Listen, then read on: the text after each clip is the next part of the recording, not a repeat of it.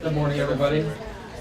I'm Stephen Spast, Assistant Outreach Librarian, and on behalf of Library Director Joe Lucia and the staff of Falvey Memorial Library, I'd like to welcome you to this morning's event, the Climate, Energy, and Ethics Roundtable, a panel discussion on the economic and political dynamics, solidarity, and science of the climate crisis. Before we begin, I'd just like to mention that this event is sponsored by Falvey Memorial Library and the College of Liberal Arts and Sciences, the Center for Peace and Justice Education, and the Villanova Center for Liberal Education. I am just going to briefly tell you a bit about our four panelists, and then I will hand it over to the organizer of the event, Dr. Joseph Robertson, who will tell you more about the development of this event and get us started. First, we have Dr. Chaone Mallory. She is Assistant Professor of Philosophy at Villanova University, where she specializes in environmental ethics and philosophy, environmental justice, green political theory, and ecofeminism. She's published in journals such as Environmental Ethics, Ethics in the Environment, Journal for the Study of Religion, Nature, and Culture, Capitalism and Nature, and Ecopolitics, and has given several invited talks on ecofeminism and environmental justice at various symposia and conferences. Dr. Mallory also served as lead organizer for Villanova's International Sustainability Conference, the capstone event to Villanova's Year of Sustainability, held in spring of 2008. She serves on the editorial board of the journal Green Theory and Praxis, a journal of eco-pedagogy, and is the diversity coordinator for the Association for Feminist Ethics and Social Theory. Her research and teaching focuses on questions of political representation, embodiment, and subjectivity for marginalized groups, including women, communities of color, and the more than human world. We also have Dr. John Olson. John Olson is Associate Professor and Assistant Chair of Biology at Villanova University, and serves as chair of the Villanova President's Environmental Sustainability Committee. He's been actively promoting environmental programs here since 1997 and was co-founder of the Environmental Studies Concentration in 2000. He collaborated with personnel from facilities management and other members of the PESC to create the Climate Action Plan for the university, submitted in January of this year, and continues to work on ways to promote sustainability on campus. We have Dr. Joseph Robertson, visiting instructor of Spanish language and humanities at Villanova University. Dr. Robertson has been reporting on or translating reports on ecological economics for nearly 10 years. He's founder and director of the Hot Spring Network, a social networking project designed to bring researchers, inventors, and lay people together to accelerate the pace of paradigm shift innovations related to solving big problems affecting humanity, as well as a volunteer with Citizens Climate Lobby. In September, he published the report, Building a Green Economy, the Economics of Carbon Pricing and the Transition to Clean Renewable Fuels, and has met with congressional offices in both houses in both major parties on clean energy and emissions policy. And he's also published 3 volumes of poetry in Spanish. And we have Dr. Sally Shoals. Sally Shoals is Professor of Philosophy at Villanova University. Her research is in social and political philosophy and feminist theory. Among her publications are the books On the Beauvoir, On Rousseau, Political Solidarity, and Feminism, A Beginner's Guide. She co-edited Peacemaking, Lessons from the Past, Vision for the Future with Judith Pressler, and The Contradictions of Freedom, Philosophical Essays on Simone de Beauvoir's Le Mandarin with Shannon Musset. In addition to articles on solidarity, she has also published articles on violence against women, oppression, and just war theory, among other topics. Shoals is co-editor of the Journal for Peace and Justice Studies and former editor of the APA newsletter on feminism and philosophy. And I'd also like to take a second to welcome our webcast audience, as we are having a live webcast of this event. With that, I will turn it over to Dr. Joseph Robertson, who will get us started. Hi, thank you for coming. I put this together as a sort of informal conversation on various different issues that affect how we address climate policy, not just the nature of the problem, but the nature of the way we talk about it, the way that we imagine solutions, and the kind of solutions we might find. So we're focusing on a little bit of the ethical side of things today to contemplate not just whether or not there is a problem, what the science of it is, but also why it is we might have some kind of actual verifiable obligation to do something about it, and how that plays out in terms of people's practical approaches. So without further ado, I'm just going to get started. I'll hand off to Chaone Mallory, who's going to be the first presenter. talking about climate change and environmental justice.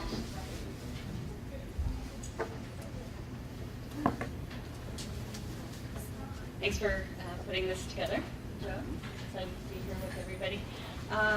So I was asked to begin this panel discussion, and I thought I would begin it by focusing my comments on the question of the relationship between community knowledge, respect for that knowledge by scientists, policymakers, and researchers, and justice. I'm particularly interested in exploring the role of so-called non-expert knowledges, that is, local knowledges and understandings and experiences by or of lay citizens and residents in understanding and addressing the effects of climate change. And doing so reveals one of the ways in which climate change is an issue of environmental justice. Let me first speak briefly about what environmental justice is. I'm sure a lot of us are familiar with it, but it might help to give the 5-cent explanation here. Environmental justice looks at the ways that particular people and communities that are socially and politically marginalized and oppressed, including the poor, people of color, indigenous groups, women and their children, often bear the brunt of the effects of environmental problems such as polluted air and water, aesthetically degraded living environments, the siting of toxic facilities, and of course, very germane to our conversation today, problems related to climate change. Environmental justice as a movement and as a lens of analysis brings together social justice concerns with concerns about the environment. For environmental justice advocates, environmental problems are not separable from human ones, and a close examination of the way that power and privilege is unevenly distributed among human groups is critical to understanding and ultimately rectifying why it is that particular communities, such as, for example, communities of color, get dumped on, to adopt the words of the famous environmental justice advocate and scholar, sociologist Robert Bullard, who wrote Dumping on Dixie, the treatise on the topic. So in what follows, is you can see I'm reading from something that I have prepared, and then this will turn to something more conversational, I think, as we had talked about. But I want to relay to you some words, some of the tales that I've gleaned from some of these opportunities that I've had, these wonderful opportunities that I've had to present at Symposium on Environmental Justice, which bring together scholars with community members and community activists. That's really made me think about the role of local knowledges and non-expert knowledges in environmental justice, and how it's a matter of justice, how important it is that we get these voices into the conversation. So one of these symposium was held at the University of North Texas in 2008, spring of 2008. And while I was there, I had the opportunity to listen to representatives of different Native American tribes talking to the assembled mixed audience of students and professors and scholars and other community activists and members about the importance of appreciating different ways of knowing and responding to environmental change in our struggle to devise sustainable and just solutions to the problems that we face. And one of those that I had the opportunity to hear was Dr. Dan Wildcat, who is a Yuchi member of the Muskogee Nation of Oklahoma, and he's also the director of the American Indian Studies program at Haskell Indian Nations University in Lawrence, Kansas. Dr. Wildcat spoke at that conference of the need for empirical lived knowledges of environments. When deciding how to address a particular environmental issue, he said, and I quote, "We need to visit with the people who live there, who call those places home." Dr. Wildcat said that this is not simply a matter of inclusion demanded by justice, although it is that, but listening to the people who have a lived relationship with the land, air, water, and other beings that inhabit it is crucial to be able to understand what is going on. And about climate change, Dr. Wildcat also had this to say: "For Native peoples, it's a deadly, not an inconvenient truth." So it hits home in a different sort of way, depending on how people are socially situated. And to substantiate this point, he used the example of, it's being talked about by many researchers, of Inuit peoples not being able to rely anymore on traditional knowledges about determining whether the ice is safe to go out on in order to subsistence hunt, or in order to simply move about. And these traditional ways of reading the ice and the landscape are intricate knowledges developed in close relationship with particular environments. They go back as far as the language in some of the cultures. Like the knowledges are literally embedded in the culture, and there is no beginning, no known beginning to them. And those knowledges, 4,000-year-old knowledges, are just right now at this moment not reliable anymore. So this is an example of a loss of a kind of knowledge, and a story of conditions shifting and changing so rapidly that no developed human system of knowledge can predict what's going on, when the ice is going to move and when it's going to crack. And what kinds of knowledges do non-dominant cultures and groups have that will help us to understand what's going on? And those are some of the questions that I just want to raise for the purpose of our panel discussion. What kinds of non-traditional frameworks for understanding and relating with the world can we draw on to help us deal practically, sustainably, and ethically with climate change and other environmental issues? So I am a philosopher in the philosophy department, so I'm going to deploy a little bit of the vocabulary of my field and again, bring it into conversation. And one of the most exciting things about, getting to do environmental philosophy and this kind of thing is that just as environmental problems do not have one root cause, nor do they have one solution. No, all of our different perspectives and fields and locations bring something to it. So I think that philosophy can bring something to it.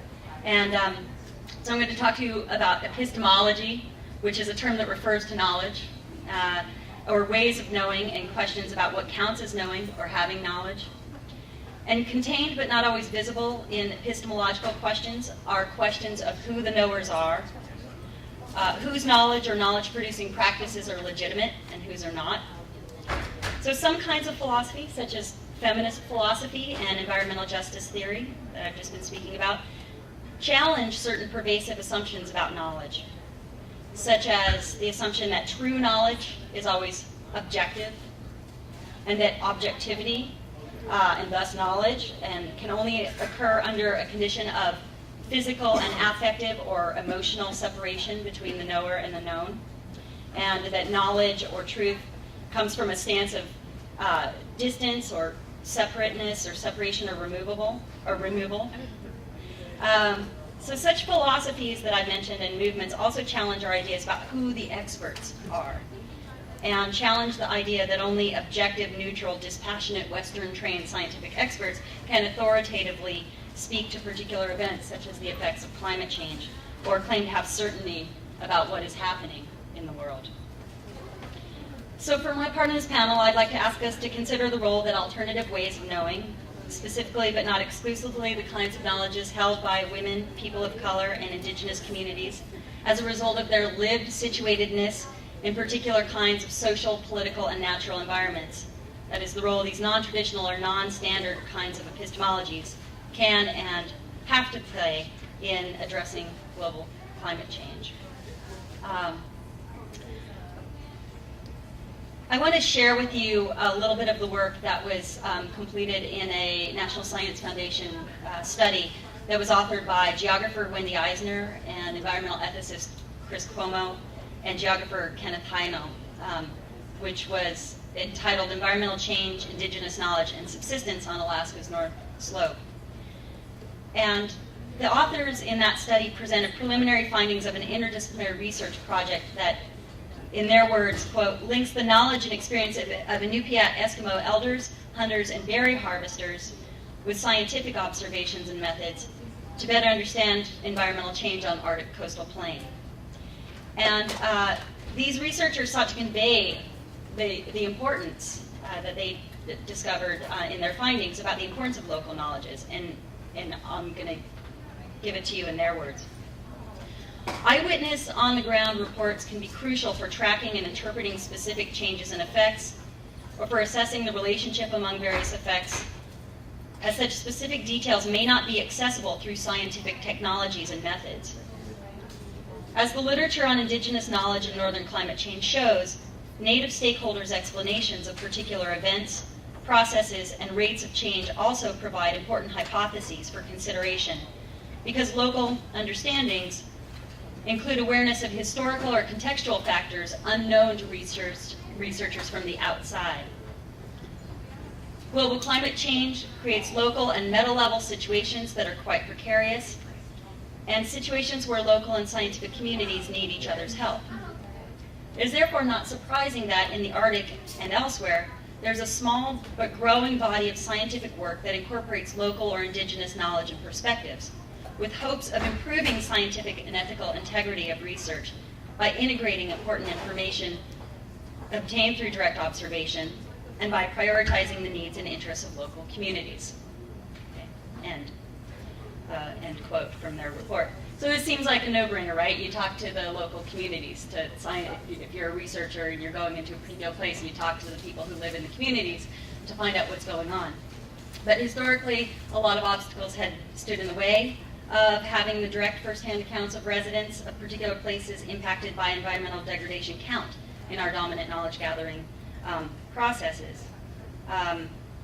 Many environmental justice advocates have spoken about being dismissed by experts, and not just about the effects of climate change, but certainly environmental justice issues in lots of places, or communities being told that until experts could get in and verify what was going on, that they couldn't be making any claims. And these are communities that are impacted by illnesses in children and high cancer rates and and rates of asthma that are just astronomical. And they're witnessing and they're experiencing, and they know that these things are happening in their community, and they know that the trucks are coming in 4 times a day into the shipyard and spewing diesel fumes 500 yards from the elementary school, and they say there's a connection here.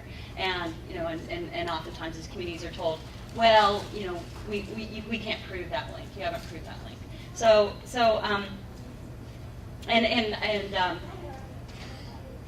it's important to account for these lived kinds of knowledges and to understand that there are many kinds of experts, and that we have to be working in tandem with people in the community. That this is a matter of justice, and it's also a matter of knowledge. If we want to know what's going on and be able to ameliorate it, then that's what we need to do. I'm going to end or move towards the conclusion of this part of my remarks here by returning again to the perspective of Dan Wildcat.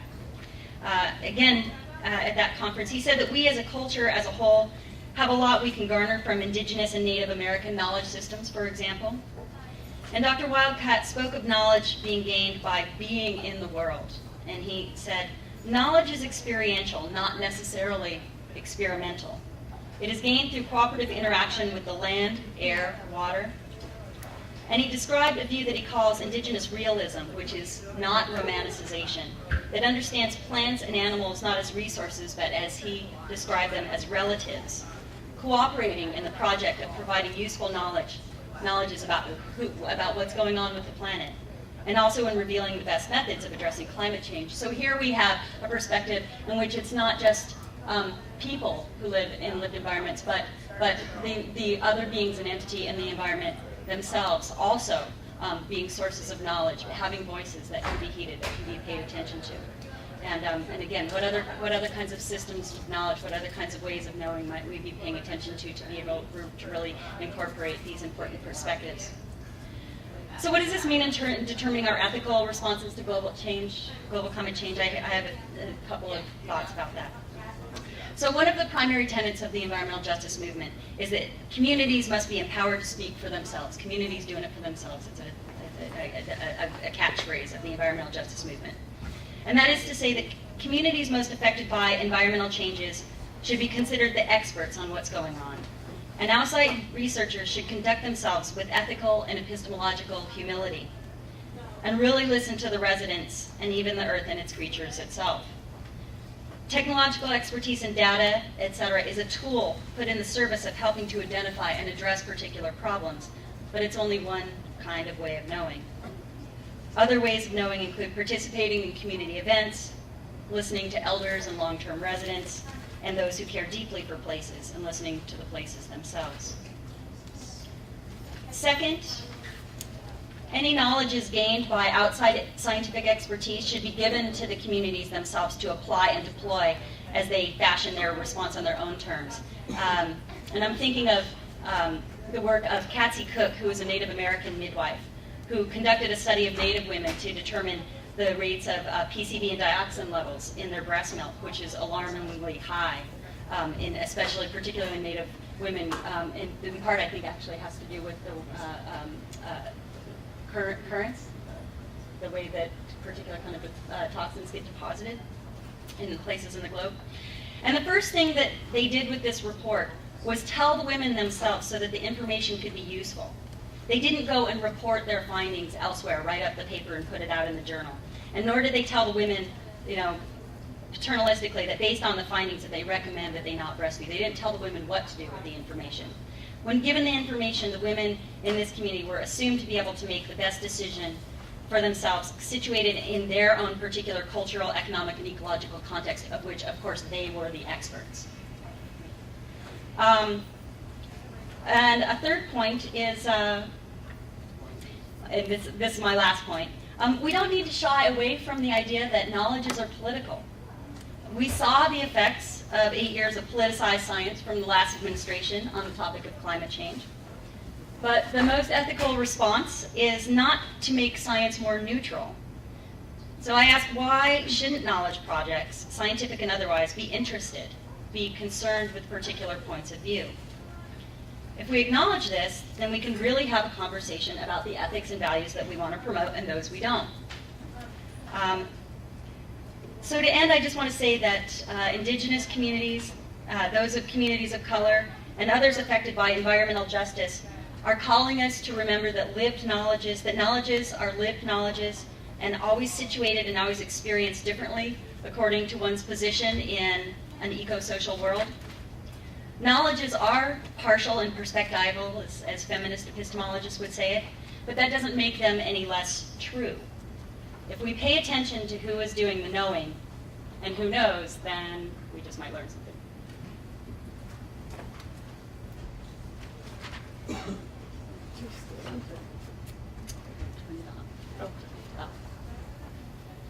Okay, well, I'd like to thank Joe also for organizing this and inviting me, and also for his patience, because I was a little bit of a flake in returning emails. So thank you, Joe, for that. Thank you. One of the things that we've learned in reflecting as a culture on climate change is that some of the traditional approaches to ethics are insufficient, and that's in part because of the new globalized situation. I'm not even sure that I'd say it's a new globalized situation, but maybe it's our new recognition of our global interconnections. You can see it most clearly, of course, in technologies and in business, but it's obviously there in the environment as well. And Chaone's remarks show us the importance of incorporating viewpoints from others, in particular, of course, those who are most directly affected by some of our environmental policies and outcomes. Solidarity is, in many ways, a perfect moral concept to accompany this recognition of our global relations, but also a recognition of the globalized justice. In many ways, some of the climate ethicists or environmental activists, some of the most prominent environmental activists these days, have actually challenged globalization and remarked on or launched an anti-globalization movement. I'm thinking in particular here of someone like Vandana Shiva out of India, and who has done wonders in recovering and advocating for indigenous knowledges, as Chaone mentioned. Well, Shiva and others instead argue for global justice, and global justice is a sort of corollary concept with global solidarity. Global justice has a number of different approaches, and there are many different ideological bases for global justice, but I'd like to sort of direct our attention to one, and that is cosmopolitanism. Cosmopolitanism asks us to recognize ourselves not first and foremost as members of a state, but instead a nation state, like the United States, but instead as members of the human family or the human community. So we all of our moral responsibilities then ought not to be directed solely or informed solely by our engagement with a political community, but instead as individuals. Now, if we were to use cosmopolitanism as a framework for global justice, but also a framework for our excuse me, I have a cough here. As a framework for our moral and political response to climate change, I think we get some really interesting results. We get some results that do heed the indigenous knowledges and the variety of perspectives that are important. But in addition, you see a shift in our moral thinking about climate change. And the shift, I would argue, is a shift from thinking in terms of self-interest and rights to a shift in to focus on responsibilities. What are our responsibilities to one another? So once we recognize ourselves as not, Sally, citizen of the United States, but instead as Sally, part of the global community, then in some sense you could say the weight of the world is on our shoulders. But it's a good weight, and it requires a response. And solidarity, or global solidarity, is one way to think about that response. Solidarity is a committed moral relation. It's a committed moral response. And there are many different forms of solidarity. Cosmopolitanism probably builds or relies most particularly on what's called human solidarity, which is in some sense a moral relation that just emerges from our shared humanness. If you'll allow me the philosophical jargon there. It's because we are all human that we have this responsibility to one another. And I think that can take us really far if we start to think about what our responsibility is with regard to climate change.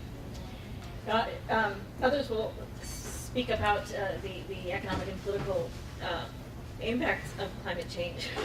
But we can see, using solidarity, we see our individualized efforts to curb climate change as playing into or being a part of our more communal or even national and global efforts to respond to climate change. So solidarity allows us to think on multiple levels and to see ourselves as in relation, and that relation demanding certain moral responses. Now, political solidarity, so human solidarity is built on the sort of assumption of shared humanness. Political solidarity has a slightly different focus, and it is instead a focus or a commitment that emerges from, a relation that emerges from our shared commitment. So it's a reaction to it, a response to injustice. And prior to the current era, I would probably say that there's been nothing that's really compelled us as a global community to pull together. But climate change just might be that issue that unites us in political injustice. It's out of our own negligence, out of our own injustice, that we see a need to respond in an activist way. So political solidarity is built on this notion of a response to injustice that comes out of a personalized commitment. Now, interestingly, that could be a self-interested motivation for that. So we're not necessarily totally jettisoning self-interest, but we're doing something different with it in solidarity. We're taking this self-interest and instead of saying, how can I adjust our economic policy to benefit me, especially with regard to climate change. Cap and trade is what I'm having in mind here, right? How can I adjust this for my self-interest? Solidarity asks us, or political solidarity asks us instead to say, how can I adjust our economic and climate policy to respond to the needs of people who are experiencing it directly on the ground, like the Inuit, whose indigenous knowledge is no longer is sufficient, right? And how can I see my economic and political and moral actions and reactions here at Villanova University affecting peoples far away? Now, globalized political solidarity, you can probably see it on many different forms in many different levels. And I'll just mention three, but I think there are probably a lot more. And the one that I've just sort of tried to exemplify is when an individual commitment spans borders. So you can see this, I think, a lot among climate change activists, individuals who are committed and dedicated to a particular cause, who see this cause as affecting a wide array of people around the globe. So even though we ourselves might not be directly harmed by certain effects of global climate change, we nevertheless see ourselves connected to others who are directly harmed, and we take responsibility for that, or as part of that connection. Another example of globalized political solidarity would be when an individual commitment is enacted at a distance. And again, in a way, you could see Chaone's involvement in a symposium here in the United States that brings to light some of our commitments to peoples far away who are directly affected by climate change as an example of this, right? So it's a direct connection with others across. It's not necessarily throughout all the globe, but nevertheless, it crosses borders. And then, of course, there's also a political solidarity among nations, between nations, when national commitments or nations make a commitment to social justice. And I think, if you, I hope he'll plug it himself, but if you've gotten a chance to read Joe's Building a Green Economy, here you can see a number of different examples of how we, as a nation, might make a commitment to social justice in relation to climate change. And that might be an enactment of our solidaristic relation. It might be out of our recognition that we are connected in important ways to others, and that my responsibility for others does impact me, and it might be out of my self-interest, but nevertheless, it's done because I see an obligation to others. It's done out of that responsibility. So there are all these different forms of political solidarity and possibilities, I think, for climate change. Now, the other aspect of solidarity that I want to mention is that makes it such an interesting and promising moral relation for thinking about climate change is that solidarity doesn't necessarily have to confine itself to responding to a single issue. It might, but we can, in our solidaristic unities, when we form collectives and work together as a collective to bring about social change, we also bring to the table many of our other concerns and interests. And so Chaone started, for instance, by talking about how climate change affects the poor and the vulnerable among us, and how there was even a hint of gender justice in there, and how women might be adversely affected by climate change. So we can bring our other commitments to the table, and that, I think, helps us to refine our actions, but also refine our thinking about our obligations to others in important ways.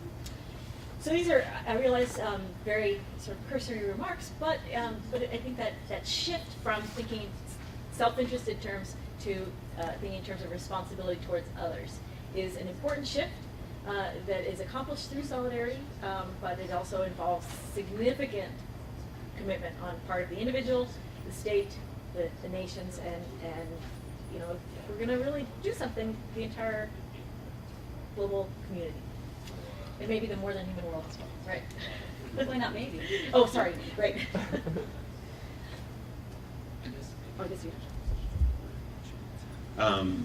Okay, I'll pick up there, and if there's some jostling around, we're having a bit of a technical issue with the web broadcast, but I wanted to pick up on sort of this theme of discussing how people need to work together to solve this problem, which is really, as Sally said, a global problem of a kind that we haven't really ever come together to solve before. The notion of a truly global community doing something as a unit, as a sort of, and with a binding ethical principle, hasn't really played out in any particular way except in certain times of war, and that was never the entire globe, really. So I'm going to read a few things that have to do with my work on green economics and on sort of political dynamics of how to get something done. So when we say climate change, we're really talking about the pervasive and mounting destabilization of global climate patterns. Our best starting point for dealing with the problem is science. And there are two key scientific approaches to the problem of climate destabilization. One is research into what is happening and why, and the other is research into and development of paradigm-altering solutions that can produce clean energy sustainably. Some people kind of talk semi-jokingly about the fact that we're wedded to the idea you have to burn something in order to get energy. And that's prolonging the process of finding new solutions, that sort of bias, that's the best way. There is a lot of information that suggests that scientifically that's the easiest way because we're accustomed to it. But with the right flow of capital, a lot of other things might actually work better. One of the basic problems facing policymakers is the wide array of conflicting opinions that emerge from a very complex debate about often esoteric economic particulars. Another is the persistent inability of many prominent decision makers to really grasp the full reach and relevance of new technologies in their ability to deal with a problem of this complexity. I volunteer with a group called Citizens Climate Lobby. It's a nationwide nonpartisan group that allows citizen volunteers, ordinary people, activists, scientists, stakeholders, concerned parents, whoever wants to get involved, to lobby members of Congress in an organized, informed, nonpartisan way. And Citizens Climate Lobby is working to build consensus for serious legislative action to reduce carbon emissions. That doesn't mean that the particular approach has to punish anyone. It doesn't mean that the particular approach has to be difficult. What it means is that the approach sought has to work for the entire coalition of people working to make it happen. And that requires dialogue. In meeting with members of Congress and their staff in both houses, in both major parties, we found very consistent arguments against action.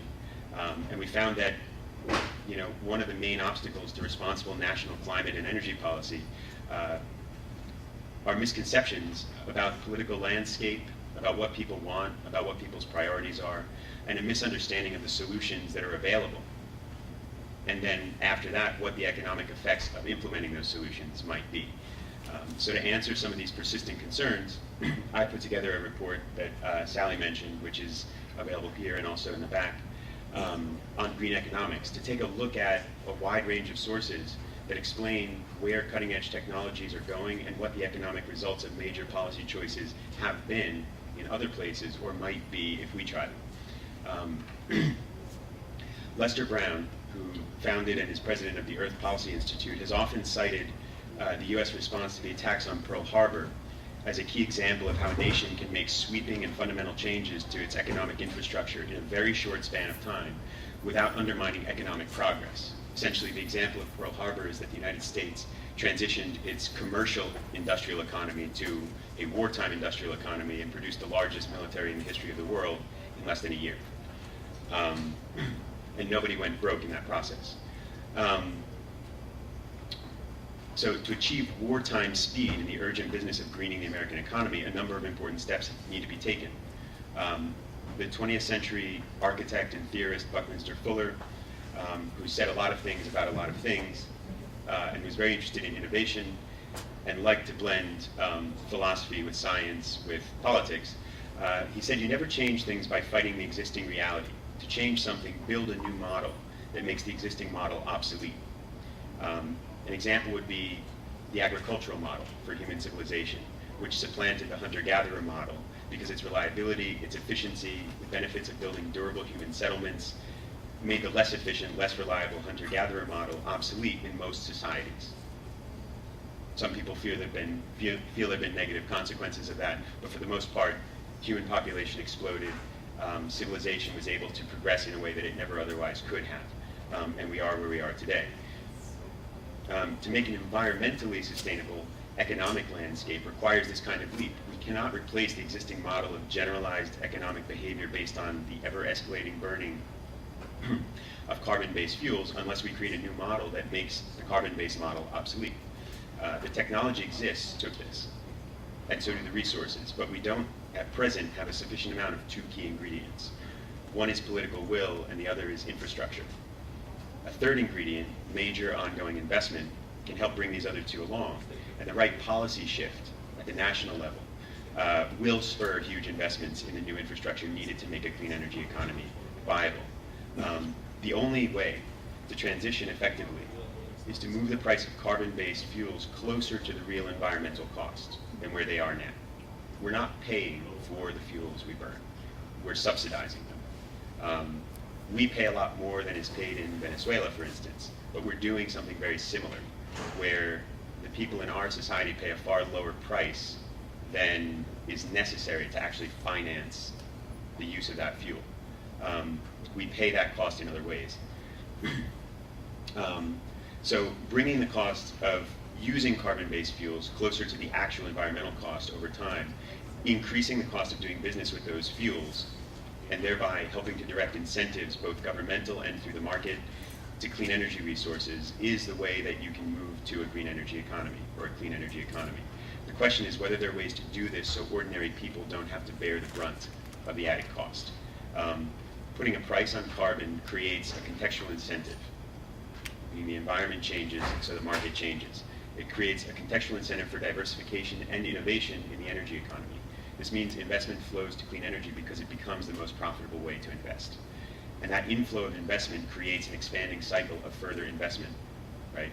Money, like water, often follows itself. It flows to where it flows most easily. An economically sound way to accomplish this might be to return revenues to households, to insulate consumers and leave the real burden of cost on polluters. So the only people who would really have to pay an added cost would be businesses and energy producers who don't participate in innovation. If they do, then they don't need to worry about that added cost. In order to figure out whether such a policy shift would undermine the economic security of individuals, families, communities, regions over the short or long term, it's worth taking a look at a few case studies. When Germany shifted its tax base from income to energy, which it started in 1999, it spurred a decade of aggressive investment, public and private, in renewable resources. In just 4 years, Germany became the world leader in clean energy export, and 8 years after the initial policy shift, it already controlled 70% of the world market for green energy technology and energy export. An analysis by a group called Downstream Strategies that does a lot of work looking at coal mining and the way that that interacts with the possibility of a clean energy future, examined 3 competing scenarios for energy production on Coal River Mountain in West Virginia. They found that coal-dependent communities could benefit from a transition to clean renewable fuels, which could produce safer, more reliable jobs and an expandable energy economy capable of raising income levels. Comparative analysis showed that a developed renewable resources industry could provide far better fiscal returns to the county and the state than coal presently does, while raising wages and expanding overall employment opportunity. And one small caveat, which is there was one group that benefited more from mountaintop removal mining, which is literally, if you're not familiar with it, blowing the tops off of mountains and dumping the refuse into valleys where people actually do live. The only group that benefited more financially under the current policy structure is landowners who, because of the way the tax laws work in West Virginia, get huge royalties from that particular activity. If that law were simply changed to reward clean energy, then that one last group would no longer benefit more from mountaintop removal than from, say, wind on the top of mountains. In fact, both the conservative and aggressive wind power strategies, one which included building manufacturing capacity in West Virginia to make the technology for harnessing wind power, both of those strategies outcompeted the mountaintop removal coal mining scenario in the short and long term. The coal mining industry maintains roughly 82,500 permanent jobs nationwide. The wider coal industry supports about 174,000 jobs. With conservative estimates from the Department of Energy for a transition to just 20% national power generation from wind, showing over 500,000 permanent jobs created, there's a clear net gain of job creation potential in transitioning to wind at the national level. Any community, any state that does the same thing would have that same benefit play out. A focus on retooling and retraining in coal-intensive communities could secure local economies, maybe make them more secure than they are now, diversify markets in coal-dependent states, and smooth the transition to clean energy in a way that expands economic growth and spreads prosperity from day one. It doesn't have to be something that takes 20 years. The local community starts to benefit as soon as somebody gets hired. Morocco is another case study. Morocco is planning a clean energy export economy, which Louisiana, which is very dependent on oil, or Utah or Texas could imitate. West Virginians might do better economically if they have a more diversified energy economy. Pennsylvania might find it has ways to produce energy, create jobs, and keep drinking water clean and safe if the right technologies are built and deployed. In fact, across North Africa, not just in Morocco, a region whose destiny once seemed to be bound to mineral resources and carbon-based fuel potential, Germany's clean energy policy shift is transforming an entire region and forging an international clean energy economy. 400 billion euros. 400 billion euros. That's almost twice the largest government commitment anywhere on the face of the earth, which is in China, for producing clean energy. 400 billion euros in private investment are planned in the Desert Tech project led by German industrial and financial firms to create the largest complex of solar power generation plants in the world. The plan would establish a massive clean energy export market to help meet the demand of consumers and industrial economies in Europe, meaning that the wealth that comes from this new market is going to be shared across the Mediterranean between Europe and North Africa. Portugal is aggressively building a viable, sustainable clean energy economy. In fact, in just 5 years, from 2005 to 2010, this small Western European country that has been known in recent years for having financial troubles has built its renewable energy sector from 17% to 45% of national energy production in 5 years. It may soon be the first majority renewable energy economy in the industrialized world, even as larger developed countries like our own are struggling to plan for 20 to 30% maybe by 2030. The process of building a green economy can be joyous or it can be painful. It depends on how we go about it, what the methods are, what the approach is, who we plan to work with as partners in doing it. Confrontation is often counterproductive because it provokes the wrong kind of response to information and it puts potential partners in an adversarial position. Achieving a new model for generalized economic activity requires new thinking. It requires something that's unlike what we're doing now, where the best new ideas are not at the margins, but are at the core of what we are as a civilization. In 10 years, we may see electric vehicles everywhere we go, though at the moment, most of us have never seen one in use on major highways. To get there, we have to actually change the policies that are in place. To be thoughtful about solving a crisis that is planetary in nature, we not only need this, deeper understanding of solidarity, what binds us to each other, why, if, the golden rule, I would like something to work out for me, I should also hope it works out for you. We can take that ethical principle of response, that if I would like to be treated well, I should treat you well as a way of purchasing that right. And we can sort of flip it around and talk about planning and do the same thing. If I would like something to work out for me in the end, then I should make it work out for you too. And we can be partners and make it happen together. We not only need that solidarity, but we have to think about the fact that what we're doing is dealing with a problem that's intimately linked to almost everything we do every single day. Right? Everything around us here has some amount of excess water use, some amount of, basically unlimited use of petroleum, which is a finite resource. So we have to consider that. We have to be self-critical, we have to have creative thinking, and we have to reward the people who think creatively, give them the opportunity to help us. And we also have to consider the facts. The fact is, oil is useful, but it's not the only way to power our economy. Coal creates jobs, but it does not enrich entire communities or regions. And there might be far better ways to create more jobs of a higher quality with more security over the long term for more people. The right coalition of stakeholders can build the political will to move in that direction, and the people who are currently invested in not letting that happen can be brought along as partners if they're included in the dialogue, if they're given a way to innovate. Collaborative politics, which is part of what this group, Citizens Climate Lobby, does and what we're going to have to do if we're going to make a coalition big enough to actually make something happen, means not viewing everyone who disagrees as the enemy.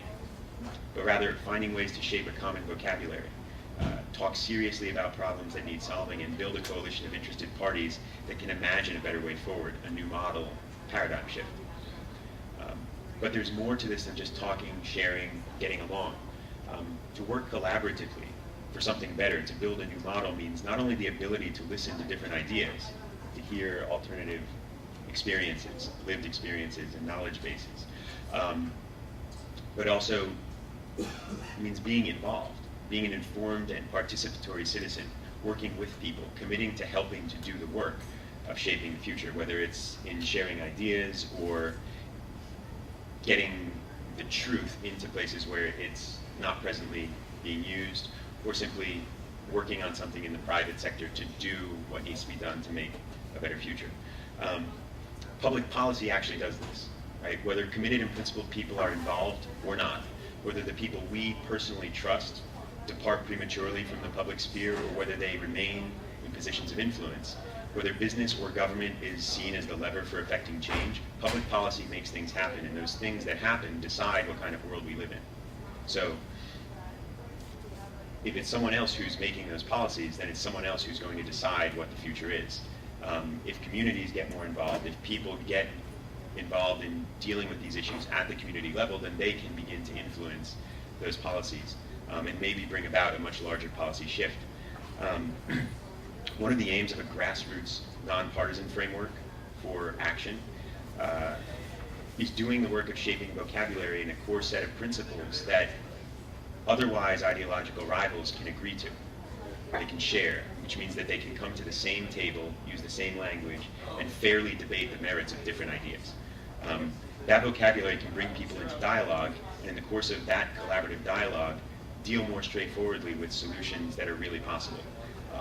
In this kind of collaboration, you have the possibility that people who otherwise would disagree on climate change or on energy resources can take more seriously reports from groups like the American Solar Energy Society and Management Information Services, who found that with the appropriate federal policy, the renewable energy and energy efficiency sectors can support over 37 million jobs by the year 2030.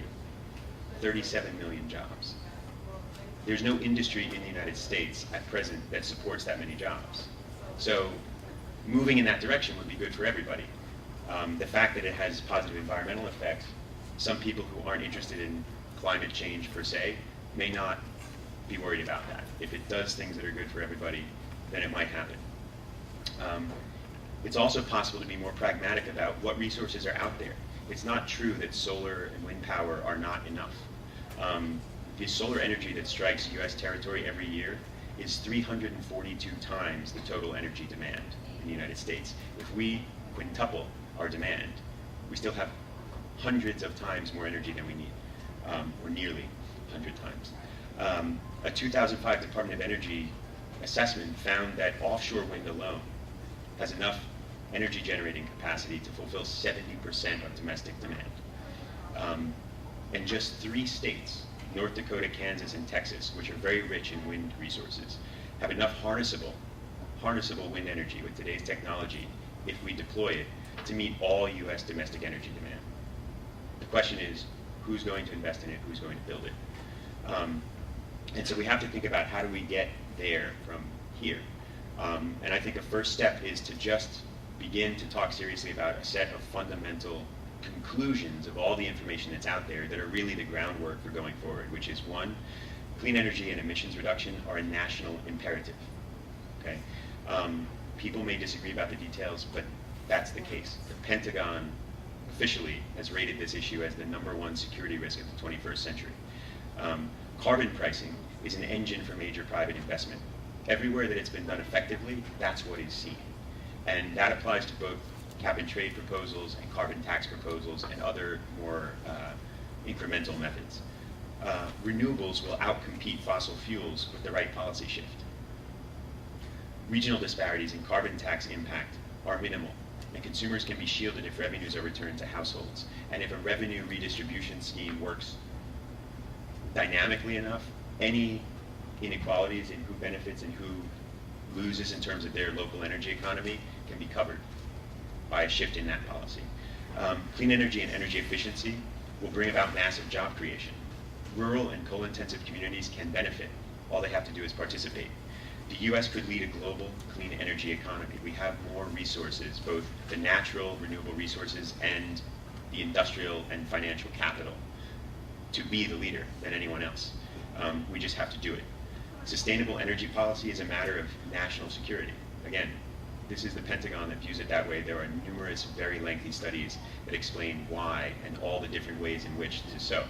And then, last but not least, leading now and doing these things now costs a lot less than catching up later when everyone else has gotten far ahead of us and we can't capture market share anymore and we can't solve problems effectively to help ourselves.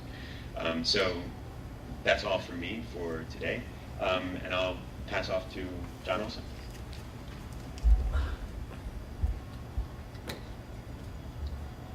Thank you, Joseph, and thank you for organizing this. And thank you for all of you for coming and for the web audience as well. We've heard a little bit about community knowledge and the importance of some of this, this knowledge from indigenous peoples, and the importance of solidarity in this global approach.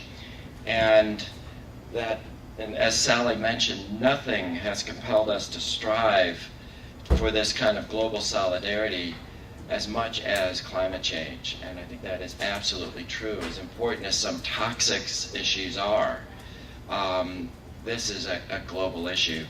And then from Joseph, we just heard about the need for some of this paradigm shift that is needed in our political and economic spheres. And I absolutely agree with that. I think that there are some hopeful signs, and I just want to make a call out to an environmental economist by the name of Robert Costanza, who with others have started a journal that's available online that's entitled very simply Solutions to this issue and some others. And it's just that positive, joyous, I think was the word you used, approach to this.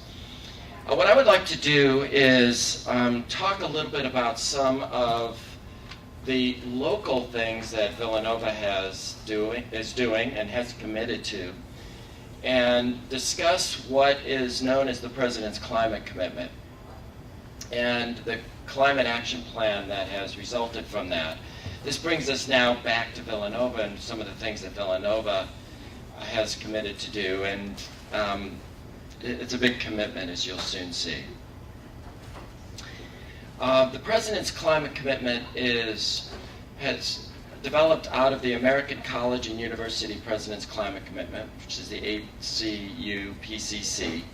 Father Peter Donahue signed this when he became president in 2007, and it actually was one of the first things he did when he became president. There are 676 signatories to date, as of a couple days ago, nationwide. 28 in Pennsylvania, and 10 in the local Philadelphia area. And it's a fairly bold commitment, as you'll soon see. What it has committed Villanova and each of these signatories to do is to, first of all, establish an institutional structure to guide the development and implementation of this commitment, which is school-based. Measure greenhouse gas emissions for the university, to implement tangible actions, and I'll list some of these. There are several.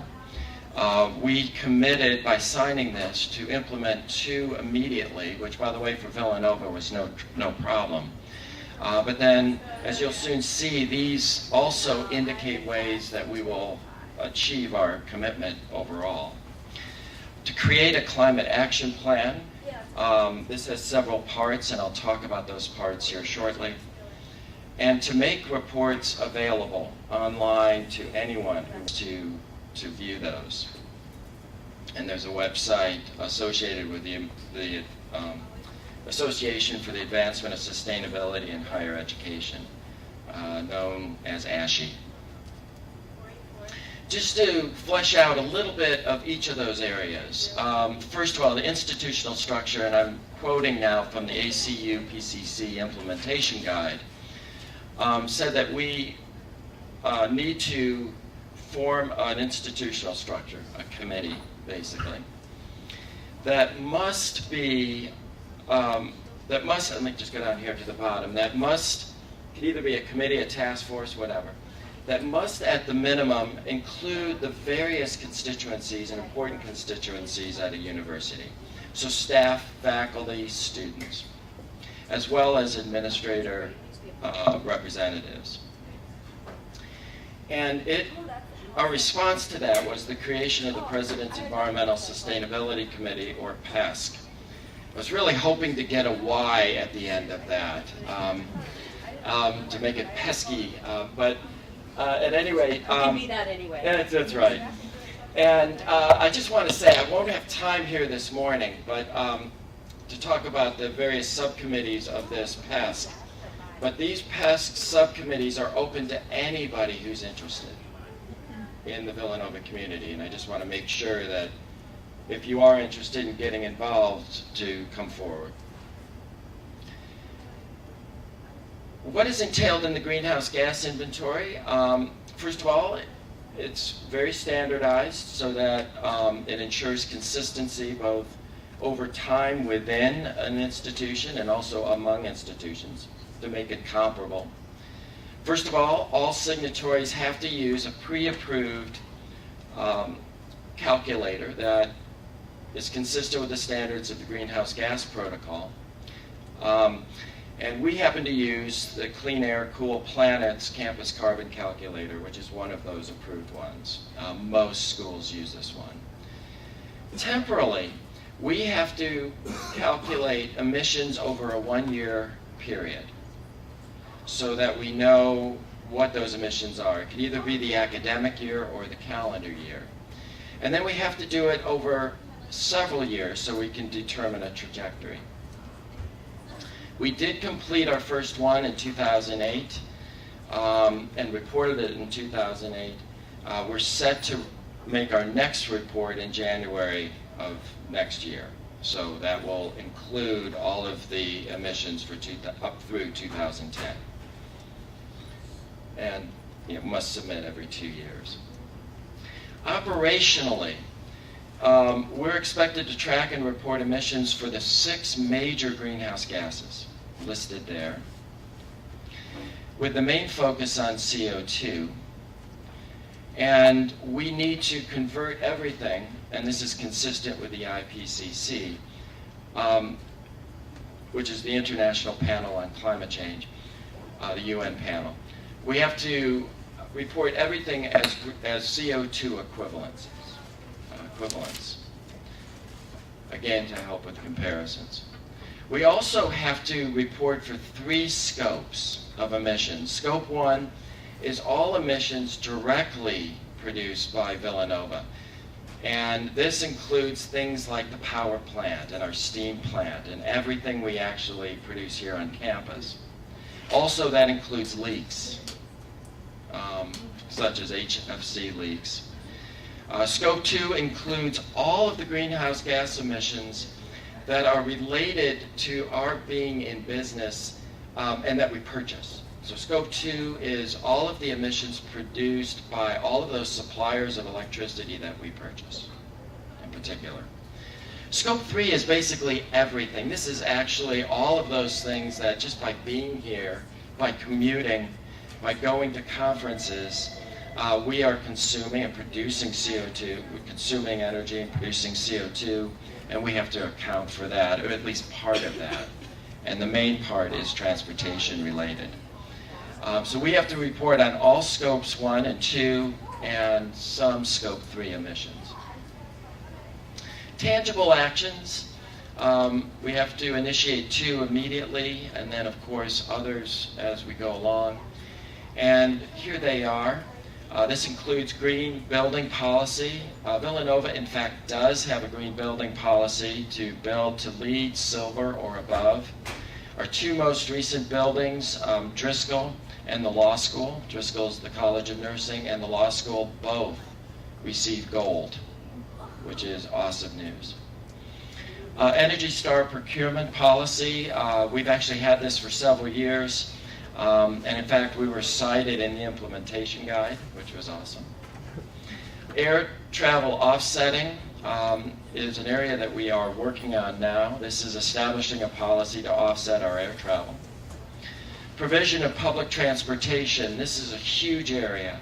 It includes providing incentives for using public transportation, working with SEPTA perhaps to get reductions on fares, etc. A lot of things that we need to do there. Green power production or purchasing, so purchasing wind power or solar power, and then also maybe producing some on our own. I'll talk a little bit about that. Climate-friendly investing, so this deals with our endowments and investing portfolios. And then waste minimization, which is an ongoing effort here on campus. Climate action plan. We had to come up with that within 2 years of implementation, and we had to set a target date for becoming climate neutral, and I'll talk about that in a minute, as well as set some interim milestones, and I'll talk to you about what we've committed to. This climate neutrality is achieved by minimizing our emissions as much as possible, and for the remainder, purchasing offsets. I'll talk a little bit about our strategies there. We have to deal with all of Scope 1 and Scope 2 and some Scope 3, which includes mainly transportation.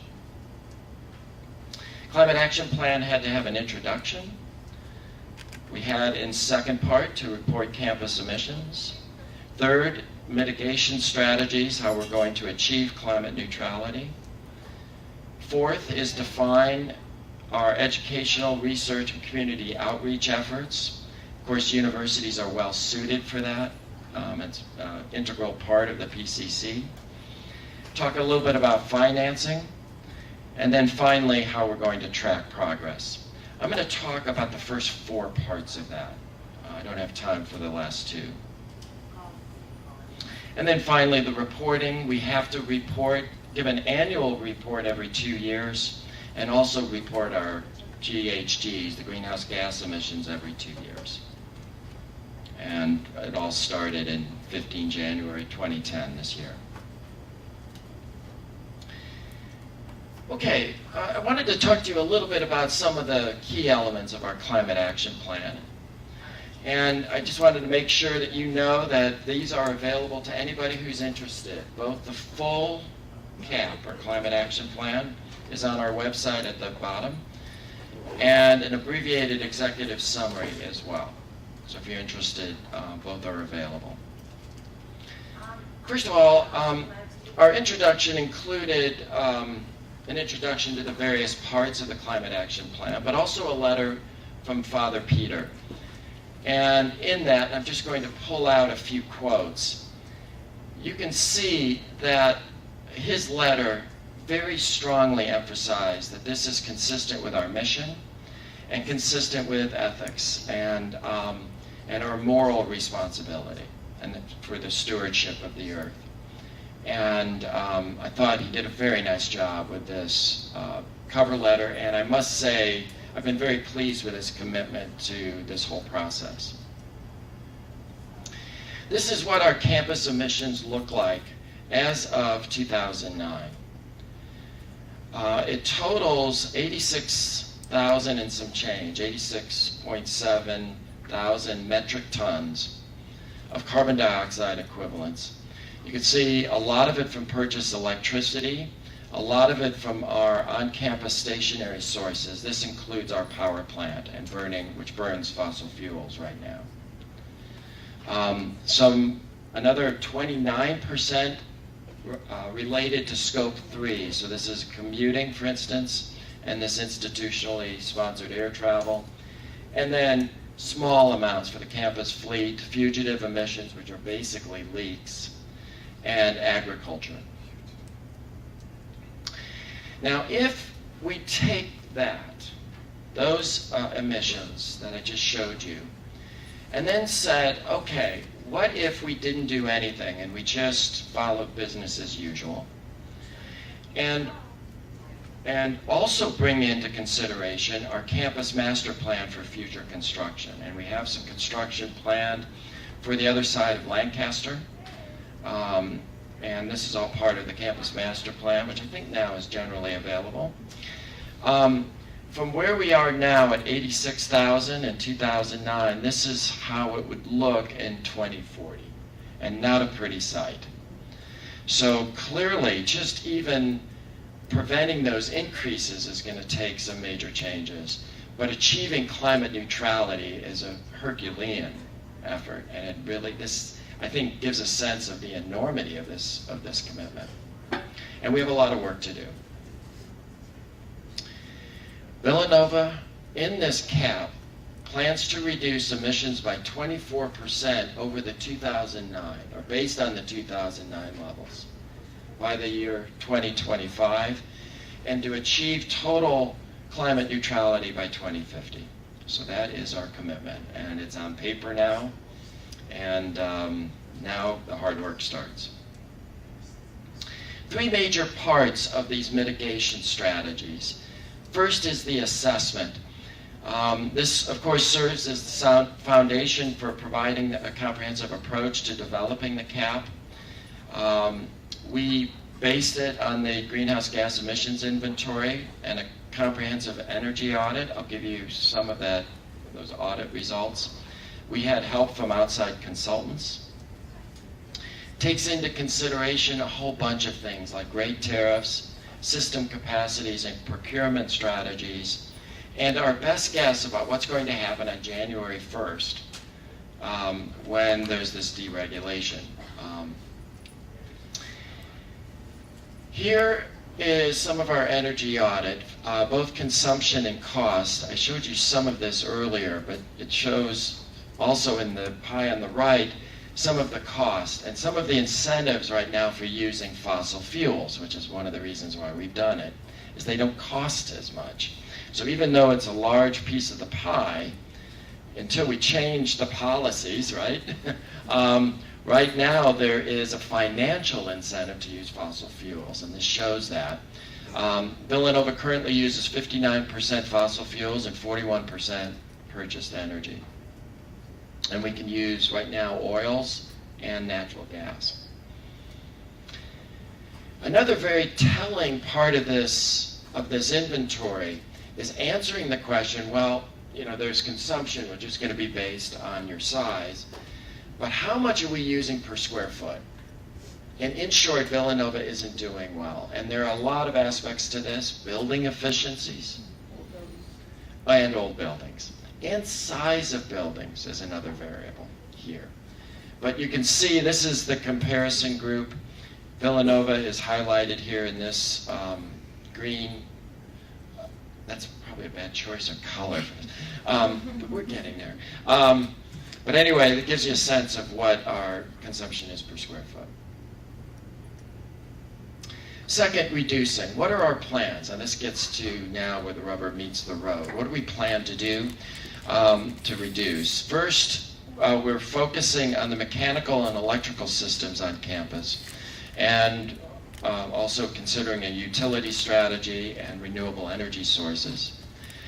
And then secondly, reducing. And there's some low-hanging fruit on this and some not so low-hanging fruit. But things like trying to improve our generation and distribution systems, we can see some great opportunities for reducing there. Secondly, end-use systems, lights, that sort of thing. And third, trying to reduce our Scope 3 transportation emissions. Trying to promote carpooling and bicycling and various and sundry other things. I'm going to go through this pretty quickly because I'd like to have time for Q&A for all of us. But just to give you a sense of some of the generation and distribution strategies, chiller plants, looking at more efficient ways to do that. Heating infrastructure, modernizing it to be able to take biogenic fuels is at least a step in the right direction. This, according to the audit, provides the single largest potential reduction in emissions based on the way things are defined now. Cogeneration, trying to improve our cogeneration strategies, both at the central plant and at peripheral centers like at Mendel and Sear, etc. Lowering the pressure head on our steam plant. It's thought that we can lower that and lower emissions. Putting renewable energy sources on campus, and we've identified 3 sources associated with parking garages, for instance, the SAC garage, and putting solar panels. Right now, wind on campus has been proven, or has been deemed to be unviable just because of the wind patterns. But this, of course, does not mean we can't purchase wind power. Reduction of end-use energy consumption includes lighting fixtures, as I mentioned, and also something that universities are pre-adapted to, development of holiday and summer curtailment strategies. And we can save some significant emissions by doing that. And then reducing emissions due to transportation is another major part. Finally, on the mitigation strategies for what's left, offsetting in various ways. Purchasing green power, that could be through renewable energy certificates, mostly for Scope 2, and then purchasing offsets of various kinds for Scopes 1 and 3. Lastly, let me go through these quickly, but I just wanted to give you a smattering, and some of you, I reckon, already know about a lot of these initiatives, but I wanted to talk a little bit about some of what we're thinking about in the education, research, and community outreach. Very important aspect, and I love this quote. I hope you had a chance to read it. But involving the people is the only way we could find sustainable outcomes.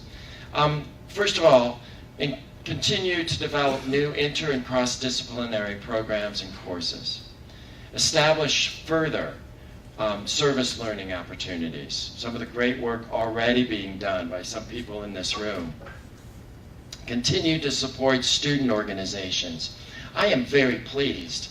I just filled out a survey and I listed all of the student organizations, and they cross all colleges at the university. It's awesome. Expand environmental content during student orientation is a major push that we have right now. Encourage participation in Recycle Mania and other campus-wide initiatives. Educate the Villanova community members about sustainability and climate-neutral practices, a very important part. We're doing a lot of good things in dining services now under the leadership of Tim Dietzler, and then also facilities with things like the green building policies. Research opportunities, several examples. Several faculty are doing research associated with sustainability in primarily, well, actually all over, a lot of the different colleges. Student research with faculty mentors, but also independent research associated with student groups in PESC. Hector in the back of the room is one such person who is involved in a project that he initiated and is part of the PESC, which is the President's Environmental Sustainability Committee. A lot having to do with recycling and water use, etc. Centers and institutes supported by Villanova are springing up, and that is very gratifying. Community outreach, sponsoring academic conferences. We talked about the Year of Sustainability. Sponsor departmental seminars, host statewide events, such as the Stormwater Conference, which is an annual conference. Support Earth Day, very active subcommittee on campus, and proactively communicate to inform and educate the community about Villanova's sustainability initiatives. And we've had several speakers recently. Here are just some of them. There is Robert Costanza that earlier, but I know a lot of you were at Robert F. Kennedy's talk. Always fun to go to his talks. Peter Raven a few years ago, and Sandra Steingraber. Community outreach publications, Villanova, last summer, Blue Goes Green. The website, I urge you all to go to it. And then various pieces that have appeared that have featured Villanova. So thank you.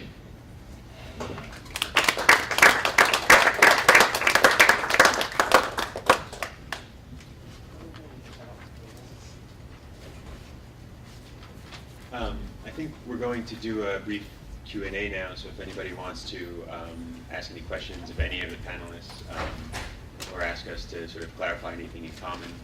Or now's the time contribute for your that. own thoughts about Or just, climate yeah, change. give your 2 cents. Yeah. Hi, thank you all for being here. That was very enlightening, very interesting. This is just a very general question, being that I'm a Villanova alumna, and I love this community. I'm from the neighboring area. And I do a lot of travel and work in developing Catholic country, where I don't see the Catholic Church as an institution doing very much to do environmental sustainability outreach or information. And I'm curious, as academics here in Villanova, what, if any, direction has been given by the greater Catholic community or the formal Catholic community to inspire your work or to direct your work? Yeah. So, is this on? Is it on? Yeah, okay. So, it's a great question.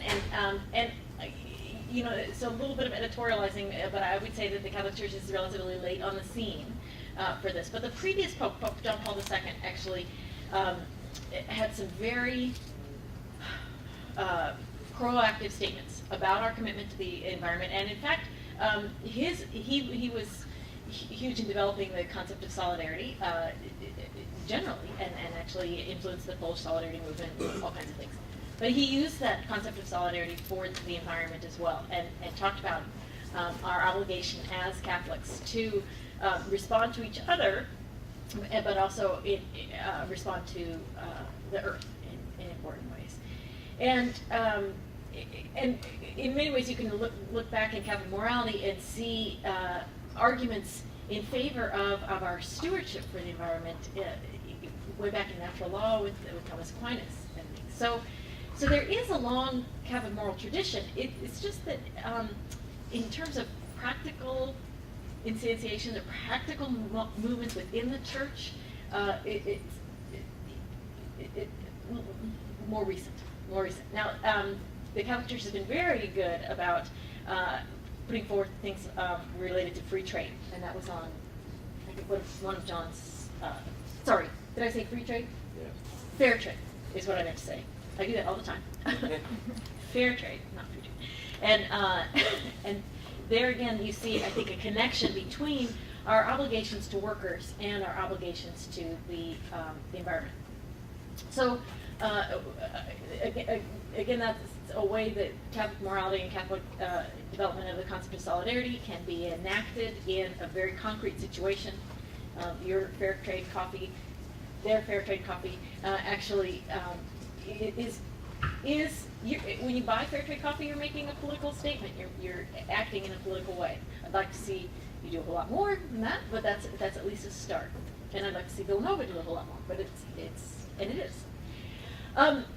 Now, let's see, there was another very important part of your question there about the Catholic commitment. Oh, no, that was a great response. Was it? Was that Yeah, okay? I just Okay. was wondering if the Catholic Church had any direct intervention or, you know. Oh, there is actually one other thing I'll mention, and that is that the U.S. Conference of Catholic Bishops has put forth some statements on the environment as well. And you probably know more about this than I do, but the Pacific Northwest, they've has some Yeah, statements. there's the Catholic Bishop's pastoral letter on the Columbia River Basin, and it's actually Dr. Barbara Wall who brought this to my attention, even though a lot of my research is on the Pacific Northwest. I was unaware of this document, but since then, it's this wonderful statement. I think it was released in 2002, and it's not just U.S. bishops, it's the bishops of the entire region. The Pacific Northwest extends, of course, up into Canada and British Columbia, so it's a collaborative effort, and hopefully this is representative of other similar documents that are being produced by various branches or auspices of the Catholic Church. But it extols our need for to be good stewards of the land. And I'm seeing several students from environmental ethics, past and present, here in the room, and who are all familiar, who've recently read this document. And yes, that drawing on church doctrine, church teachings, and the just traditions of Catholic social justice to talk about that we need to be good stewards of the land and think carefully about balancing various kinds of human needs and environmental needs and the needs of particular communities, workers, and having things not just go to industry. So I think that there are things out there. I'm not aware if there's anything happening sort of on the highest levels, any declarations, but doesn't the Pope drive a green vehicle, the Pope Mobile? I think it is a green. And Vatican City is climate neutral, is supposedly carbon neutral, isn't that right? Is that right? Also? I don't know. Yes. That's funny. So maybe there are some unofficial indications in various ways that there's, some real muscles behind it, church muscle.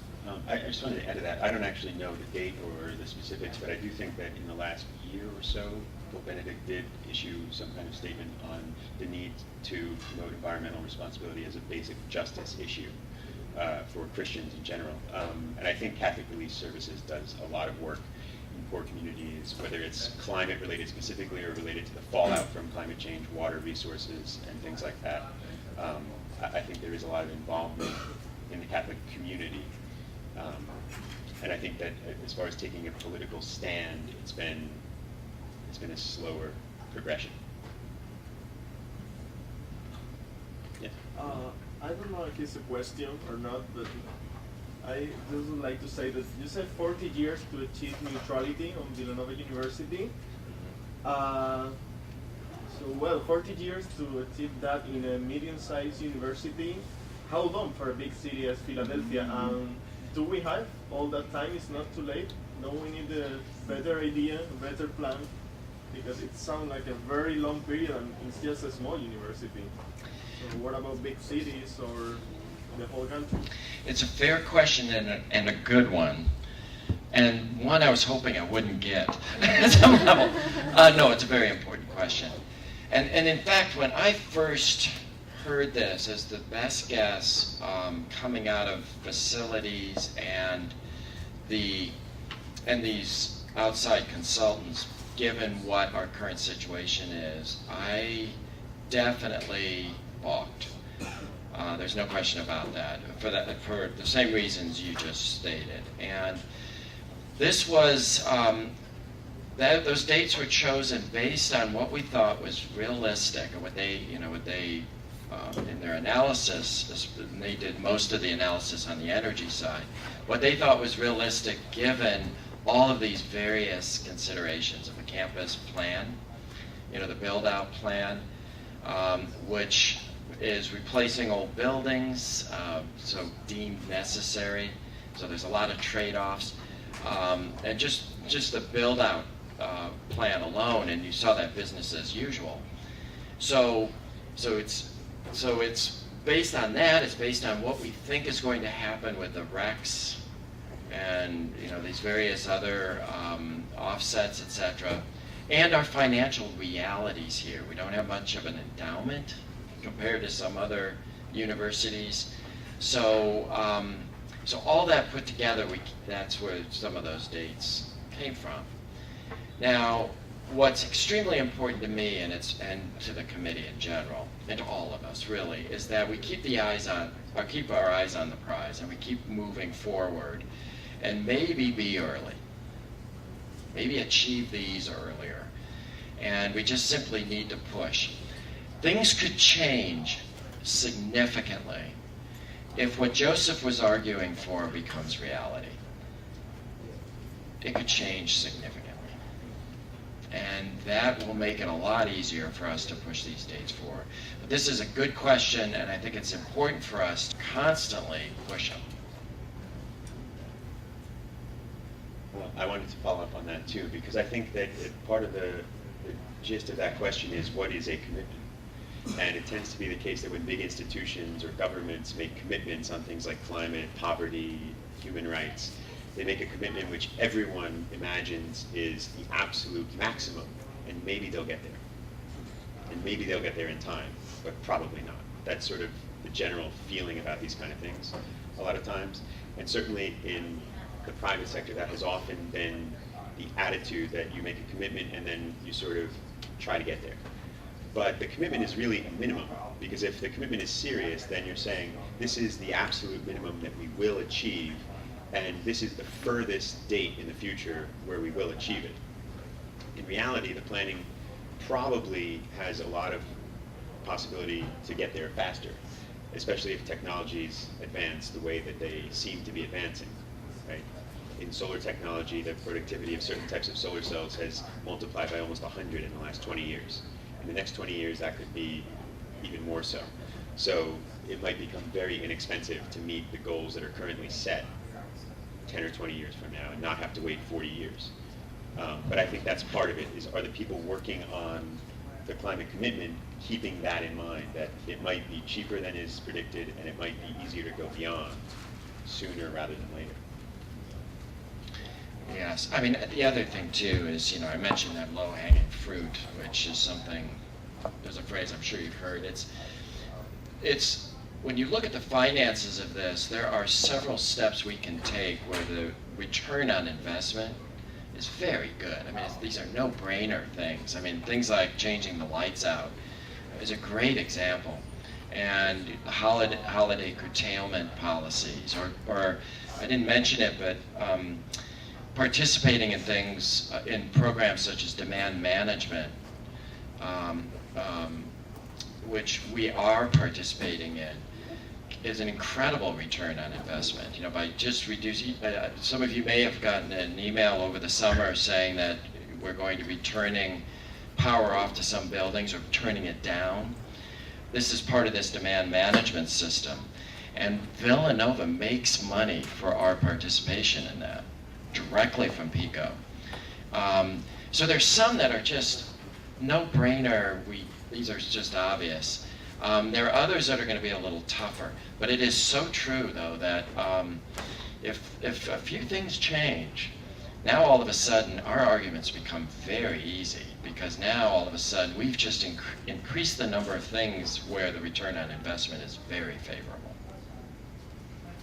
I just want to add too, one of the things though that is going to help, I think, bring about this change is if we, I keep using shift our thinking, but we have to shift our thinking or expand our cost benefit analysis in some way, and not just think about what harms us or what is costly for us, but also think in terms of our connection and responsibility to others, and that the harm, we may not feel it, we may never feel it, but there are still harms, and we are connected and we're responsible and things like that. So we do have to sort of, I don't know, expand our costs, our cost benefit analysis. And I think that's part of what we're all saying here.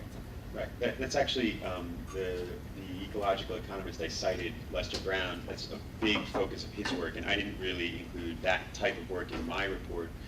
And I think that probably the Climate Action Plan doesn't include almost any of this, but calculating the actual value of natural services and what is lost if they're not working properly. Those costs apply to everyone everywhere. Right? One famous example is the calculation of the value of rainfall, which is basically 10 times the total global economy. For us to reproduce that kind of value, so it's impossible 10 times over. So to shift rainfall away from a zone that needs it can create such fallout that nothing else has value in comparison. So beginning to learn how to calculate those things changes the entire, panorama of considerations. Is it or is it not worth our time? Are we going to have to spend $10 million extra over a quarter or a year to make this happen faster? Seems like a lot of money if you're not budgeting for that, but if you're budgeting for the tremendous cost of inaction, then it changes the perspective on things. And I think that having this action plan puts Villanova in the camp of institutions that are starting to think about that, but no institution can really just go first if the whole wider economy and the government aren't thinking that way. Were you about to say something? But I didn't realize. Well, I just wanted to add to that this is where the role of values and ethics definitely comes in, because, certainly we can literally just, if I take it you're talking about ecosystem services and calculating the actual monetary value if you were going to shadow price or if we were going to come up with a figure, and those kinds of things can be really useful in our dominant, already in place ways of measuring and convincing bodies, whether it be the school of institution or whether it be the city of Philadelphia or whether it be our global community governments, that these things are economically beneficial, are not going to cost us as much. But then we can also start thinking about other ways to incorporate values that are not just monetary, that are not just economic values, that don't just have, that aren't so easily translatable, and maybe shift our thinking, start making moves, shifting our thinking to that's how something gets to count in the system. So we're going to have to reckon with non-fungible, we're going to have to reckon with irreconcilable or not easily translatable comparisons, and do this kind of like challenging thinking, but we're totally up to it. I mean, and that's why it's so great that that this panel is titled Climate, Energy, and Ethics, because this is ethical thinking, this is values thinking, this is that lots and lots of things matter. The economic bottom line matters, but lots of other things that matter too. And we're a better place than Villanova, actually, with the commitment to ethics and values and the community to be having this conversation and to implement such things. Yeah. Just to add briefly to that, this whole ecosystem services concept is eye-opening when you read about it, and just what services our ecosystems are providing us, and just how many of those will be disrupted by major climate shifts. And so making these arguments about personal benefits as well as global benefits that have been alluded to is a really easy argument to make. The other thing I wanted to say, along these lines, is that GNP as a measure is woefully inadequate at getting at these, but yet that really dominates a lot of our thinking. Everything, bads as well as good. Yeah, and we just don't value properly the costs. This gets back to this point earlier about just cost benefits. And there's been some call that I really like to also have a gross happiness index, which I think would be good, to just try to get at that. But I commend, by the way, the IPCC has an assessment at intervals, and the most recent one is the fourth assessment.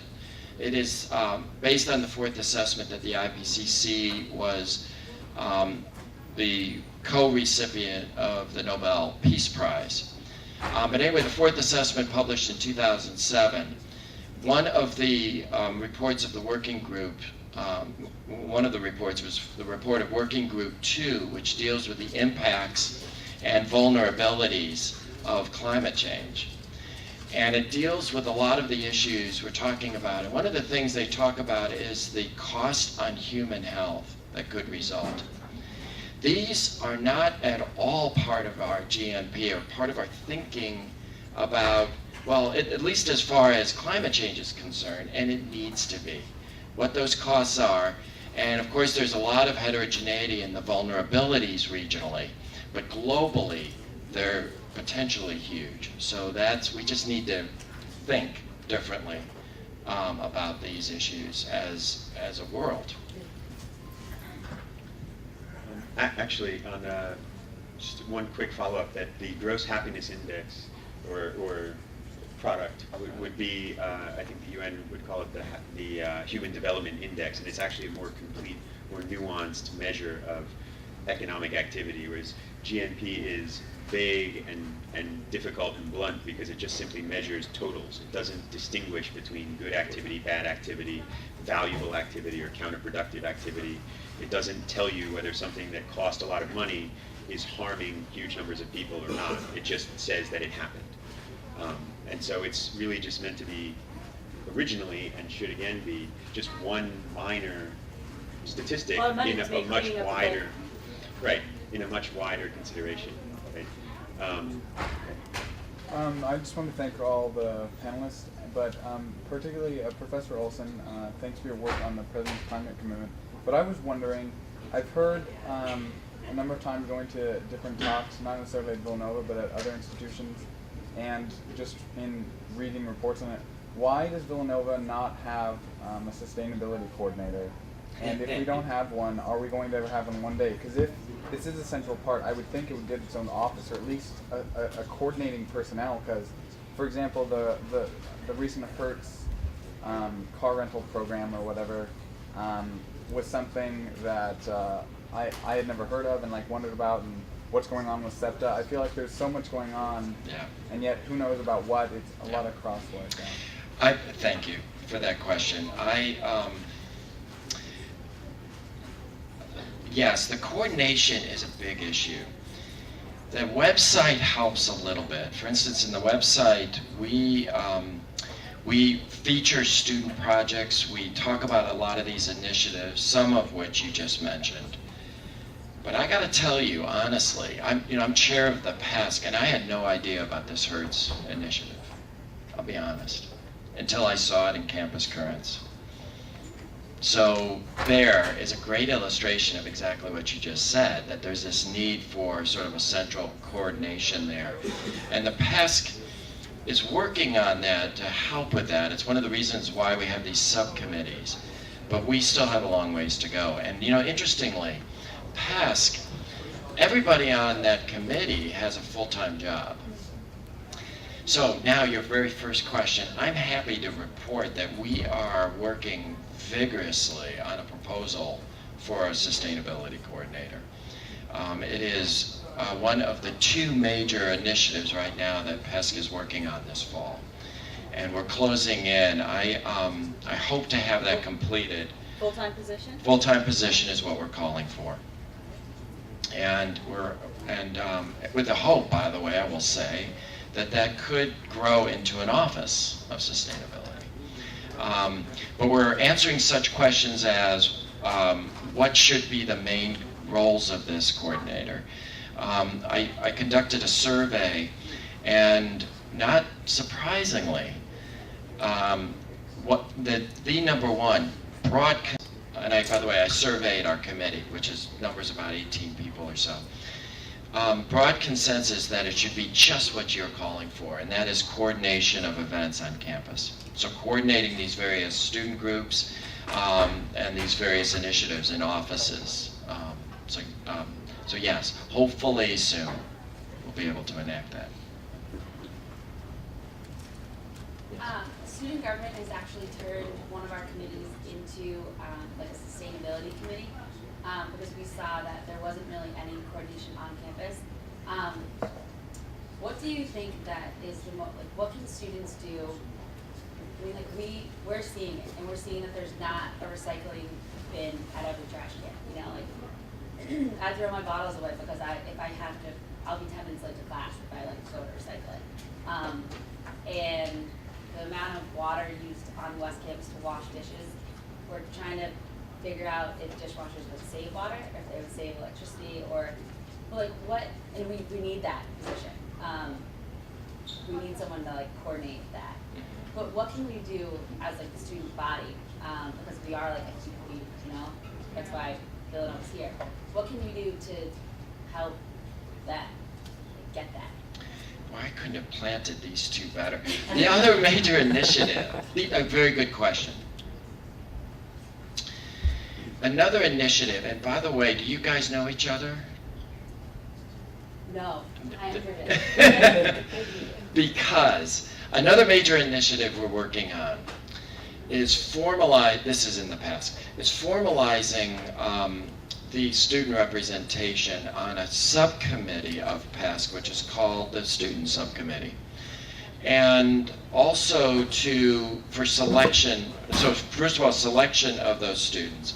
And secondly, what should be their major roles. We have discussed this, and one of the things is that committee can serve as one of the main sort of coordinating hubs for the student initiatives on campus. Because we have Business Without Borders, we have Engineers Without Borders, we have Engineers for a Sustainable World, we have various, we have VEG, Villanova Environmental Group, we have, what am I forgetting, Hector? We have the Ecological Society of Villanova, and then plus individual students working across campus, like you, through student government. And one of the things, and there could be people in this group working on the same issues as in this group, and they don't know that. So one of the things we're considering for this PESC committee is to help with that coordination of these student groups. So definitely would like you guys to chat about that vis-a-vis the student government and see if you could work out some sort of collaboration there, because I absolutely agree that's a very important step. Yeah. And by the way, thank you for that. That's, yeah.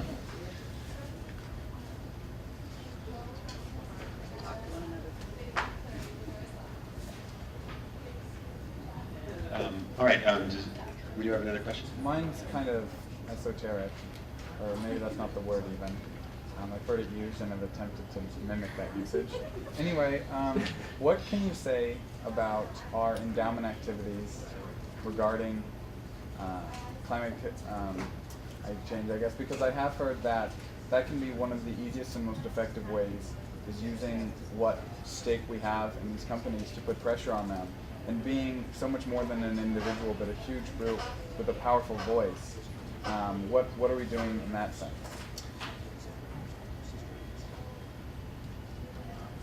I must say, I can't speak. I can say this: we just scored as a university. First of all, I got to say, I can't give you details on that. We are doing some things, and I can make some information available to you. I just don't know all of it off the top of my head.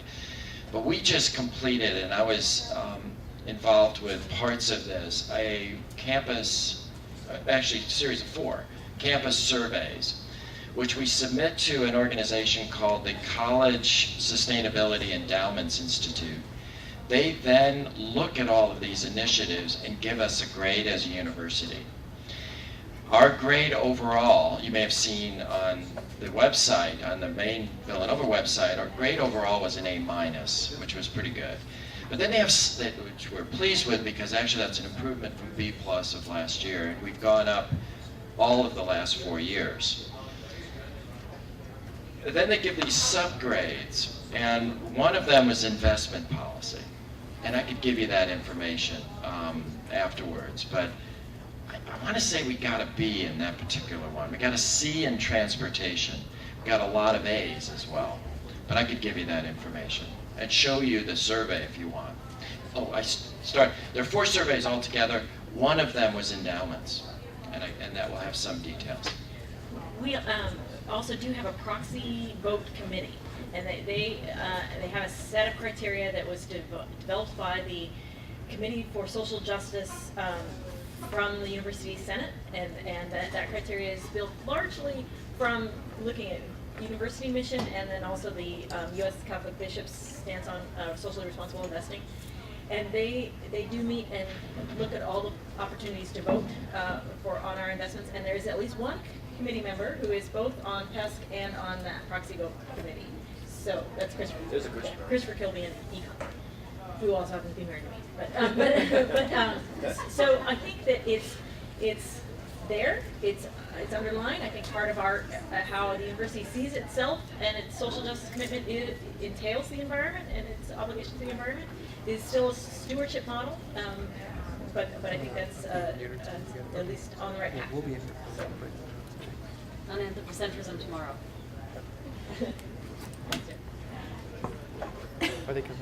I think we're coming up to the actual time limit for which the space was reserved. Does anyone else have any comments or questions to add? No. I wanted to say just a couple of things. One is that this is actually the first in a series of talks. We're going to be doing another one here on the 27th of January, and then again on the 7th of April.